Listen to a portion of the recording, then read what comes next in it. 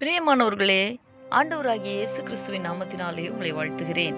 இந்த நாளிலும் நம்முடைய தியானத்திற்காக சங்கீதங்களின் புஸ்தகம் 119 சங்கீதம் 133 வசனத்தை நான் வாசிக்கிறேன். உம்முடைய வார்த்தையிலே என் காலடிகளை நிலைப்படுத்தி ஒரு அநியாயமும் என்னை ஆள ஒட்டாதேயும். எனக்கு அன்பானவர்களே, அருமையான ஒரு ஜெபத்தின் வார்த்தைகளைத்தான் நாம் இந்த வசனத்திலே வாசித்தோம். உம்முடைய வார்த்தையிலே என் காலடிகளை நிலைப்படுத்தும் என்று சங்கீதக்காரன் ஜெபிக்கிறார். தேவனுடைய வார்த்தைகளின்படி வாழ்கிற ஒரு வாழ்வு மகத்துவமானது. ஏன் தெரியுமா? அவருடைய வார்த்தையின்படி வாழ்ந்தால் நாம் இடற மாட்டோம். அவருடைய வார்த்தை நாம் நடக்கும்போது நமக்கு வழிகாட்டும், நம்மோடு சம்பாஷிக்கும்.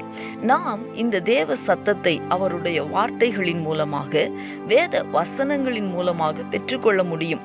இந்த தேவனுடைய சத்தத்தை நாம் கேட்கிறவர்களாய் மட்டுமில்லாமல் அதின்படி செய்கிறவர்களாயும் இருக்க வேண்டும். அப்பொழுது நாம் வெற்றியுள்ள ஒரு வாழ்க்கை வாழ முடியும்.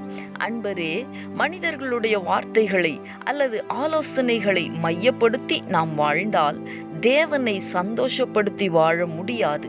எனவே தேவனுடைய வார்த்தையிலே நம்முடைய கால்களை நிலைப்படுத்தும்படியும் ஒரு அநியாயமும் நம்மை ஆளவிடாமல் பாதுகாக்கிற தேவனுடைய கரங்களிலே நாம் நம்மை இந்த நாளிலே அர்ப்பணித்து ஜெபிக்கலாமா? எங்களை நேசிக்கிற எங்கள் அன்பின் பரலோக தகப்பனே, ஆசீர்வாதமான இந்த நாளுக்காக உமக்கு நாங்கள் நன்றி செலுத்துகிறோம்.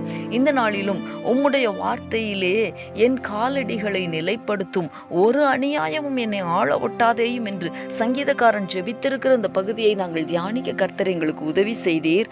அப்பா, உம்முடைய சமூகத்திலே நாங்கள் ஜெபிக்கிறோம். உம்முடைய வார்த்தையிலே எங்களுடைய காலடிகளை நீர் நிலைப்படுத்த வேண்டுமாய் எங்களை உம்முடைய கரங்களிலே நாங்கள் ஒப்பு கொடுக்கிறோம். ஆண்டவரே, இந்த உலகத்தின் காணப்படுகிறதான எந்த விதமான பாவங்களோ உமக்கு பிரியமில்லாத காரியங்களோ எங்களை ஆளுகை செய்யாதபடிக்கு உம்முடைய வார்த்தையின்படி வாழ இந்த நாளிலே எங்களை நாங்கள் அர்ப்பணிக்கிறோம். எங்களுக்கு உதவி செய்யும். உம்முடைய வார்த்தையிலே எங்கள் காலடிகளை நீர் நிலைப்படுத்தும். நீர் அப்படி செய்ய போகிறதற்காக உமக்கு ஸ்தோத்திரம். இயேசு கிறிஸ்துவின் நாமத்தில் வேண்டிக் கொள்ளுகிறோம் நல்ல பிதாவே. ஆமேன், ஆமேன்.